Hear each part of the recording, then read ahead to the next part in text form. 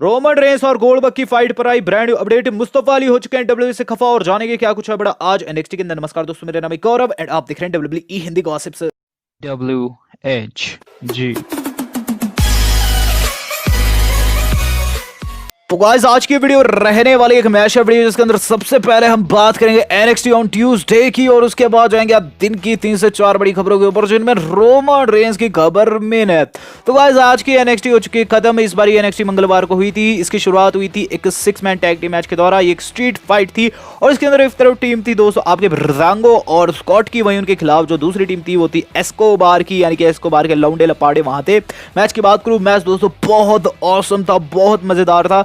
ये दोस्तों street fight थी। चूंकि स्ट्रीट फाइट थी तो इसके अंदर वेपन्स का दबाकर यूज किया गया है। रिजल्ट दोस्तों इस तरीके से देखने को मिला कि वहां इंपीरियम के लड़के आकर पीटने लगते हैं टाइलर ब्रीज को, वहीं दोस्तों स्कॉट और जो फैंडांगो ऊपर से एक क्रेजी डाइव लगाते हैं।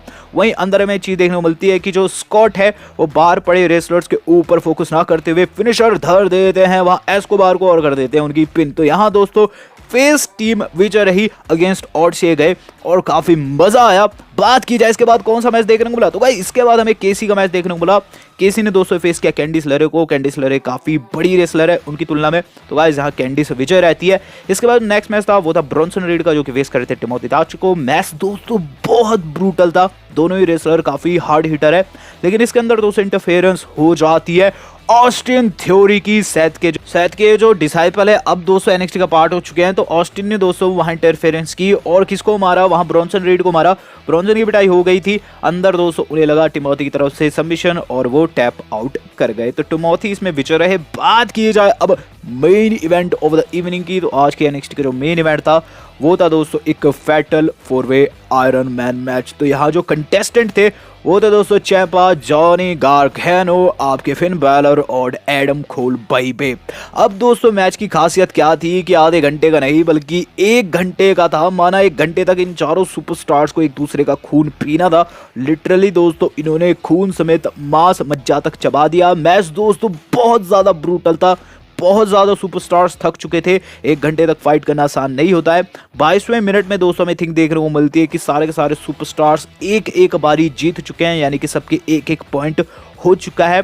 अब दोस्तों जिसके पॉइंट ज्यादा होते इस मैच में वो विनर कहलाता। लेकिन अंतिम क्षण में हुआ क्या कि गाइस जहां फिन बैलर ने पिन कर दिया टोमासो ciampa के, वहीं दोस्तों जो एडम कोल है उन्होंने पिन कर दिया फिन के, और जो सिचुएशन थी वो टाई अप होगी इन दोनों के मध्य 2-2 के साथ। इसके बाद दोस्तों दोनों आपस में भिड़ने लगे कि नहीं मैं जीता, दूसरा बोला नहीं मैं जीता। वहां आ गए विलियम रिगल जिन्होंने दोस्तों अनाउंसमेंट ये की नेक्स्ट वीक इन दोनों के मध्य यानी कि एडम कोल और फिन बैलर के मध्य एक सिंगल मैच होगा और वो कोई आम मैच नहीं होगा sudden death match. Death match में इन दोनों की फाइट होगी और जो उसे जीतेगा वो बनेगा अनडिस्प्यूटेड एनएक्सटी वर्ल्ड चैंपियन। तो काफी ह्यूज आज की एनएक्सटी रही। ज्यादा मैचेस ज्यादा दोस्तों इसके अंदर जो सेगमेंट्स थे वो नहीं थे, लेकिन जितने भी मैचेस हुए उन्होंने दोस्तों मजे लगा दिए। अब दोस्तों अगले हफ्ते भी आपको बताना चाहूंगा एनएक्सटी ट्यूसडे को ही होगी और वीडियो दोस्तों आपको बुधवार को हमारी तरफ से देखने को मिलेगी। चलते हैं आज के इस वीडियो के सेकंड टॉपिक के ऊपर। तो गाइस वो हमारा जुड़ा है खबरों से। सबसे पहली खबर जो आज की हमारी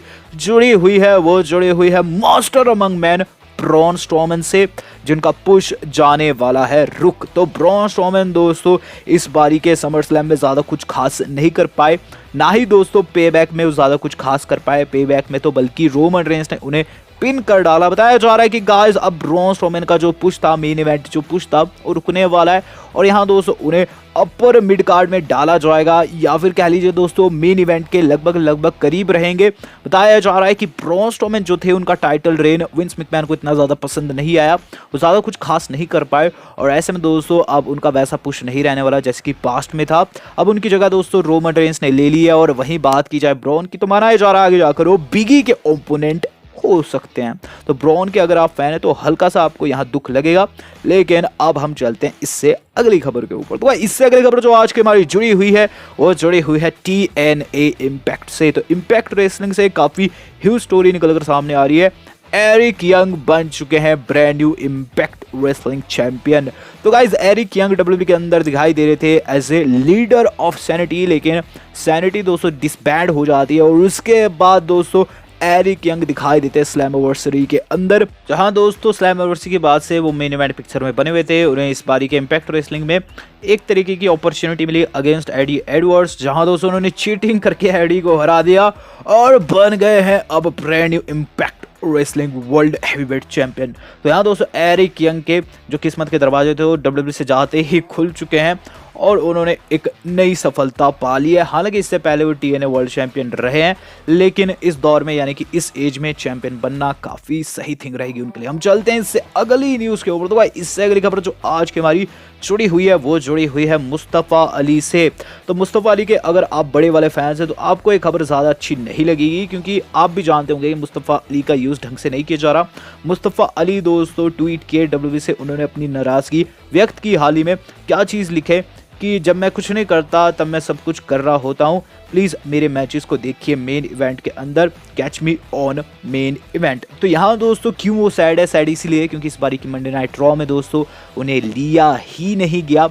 लिटरली दोस्तों जो मुस्तफ़ा अली थे उन्हें कार्ड से हटा दिया गया। उनके सारे के सारे फ्रेंड्स यानी कि रिकोशे, सैड्रिक, जो अपोलो थे उनका यूज़ किया जाता है, लेकिन हमारे मुस्तफ़ा अली का नहीं किया जाता। तो अली के साथ काफ़ी गलत हो रहा है और WWE को चाहिए कि अली के ऊपर ध्यान दे। हम चलते हैं इससे अगली न्यूज़ के ऊपर। अब रॉ की बात ही लगी है तो रॉ की व्यूवरशिप को भी डिस्कस कर लेते हैं। इस हफ्ते की मंडे नाइट रॉ दोस्तों काफ़ी ऑल इन एवरेज रही थी। इसके अंदर दोस्तों रैंडी ऑर्टन को काफ़ी बढ़िया दिखाया गया। हालांकि कोई भी बड़ा सरप्राइज इसके अंदर नहीं था सिवाय 24/7 चैंपियनशिप के चेंज होने के। जो व्यूवरशिप आई है दोस्तों वो है 1.89 मिलियन, जो कि मेरे हिसाब से दोस्तों लास्ट वीक से काफ़ी लो है। लास्ट वीक जो व्यूवरशिप थी वो थी 2 मिलियन के आंकड़े को पार कर चुके थे और इस हफ्ते दोस्तों नीचे गिर गए फिर से। ये जो ऊंच नीच चली है और जो ये ड्रामेटिकली रेटिंग्स में दोस्तों गिराव आया है, इसके पीछे का रीज़न यही था कि WWE ने इस बार ज़्यादा कुछ खास नहीं किया, ज़्यादा कुछ एफर्ट्स नहीं डाले। एक दो थिंग्स उन्होंने ऐसी की जो कि दोस्तों लोगों का ध्यान आकर्षित करती, लेकिन वो भी इतनी खास नहीं थी। बात की जाए दोस्तों अब आज की अपनी मेन खबर की, तो गाइस मेन खबर पर जाने से पहले मेरे पास आपके लिए बेहतरीन चीज़ है, नाम है 1xBet। 1xBet एक तरीके की बैटिंग वेबसाइट है जिसके ऊपर आप कई खेलों को सट्टा लगा सकते हैं, लाखों कमा सकते हैं। करना बस एक ही पिंड में आपको एक कमेंट दिखाई देगा, उस पर क्लिक करना है, रजिस्ट्रेशन कर लेनी है। पहली बार रजिस्टर करें, यूज़ करें हमारा प्रोमो कोड यानी कि हिंदी गॉसिप, तो आपको मिलता है ये 100 USD और 100 USD को आप इस थिंग के अंदर यूज़ कर सकते हैं, आसानी से दोस्तों पैसे कमा सकते हैं। बिग अभी चाहिए लिंक इन द पिन। तो गाइस मेन खबर जो आज की हमारी जुड़ी हुई है वो जुड़ी हुई है बिग डॉग रोमन रेंस से। तो guys Roman Reigns versus bill Goldberg के ऊपर ब्रांड न्यू अपडेट आ चुका है। साथ ही साथ ये चीज़ भी पता चल चुकी है कि रोमन रेंस के फ्यूचर प्लान्स क्या रहने वाले हैं। तो बताया जा रहा है दोस्तों कि रोमन रेंस की नेक्स्ट राइवलरी द फील्ड के खिलाफ रहने वाली है। द फील्ड उनके नेक्स्ट चैलेंजर होंगे। इसके पीछे दोस्तों तर्क ये दिया गया है कि इस बारी के पेबैक में दोस्तों जो रोमन रेंस है वो फील्ड को पिन नहीं किया है, फील्ड दोस्तों अछूते रह गए।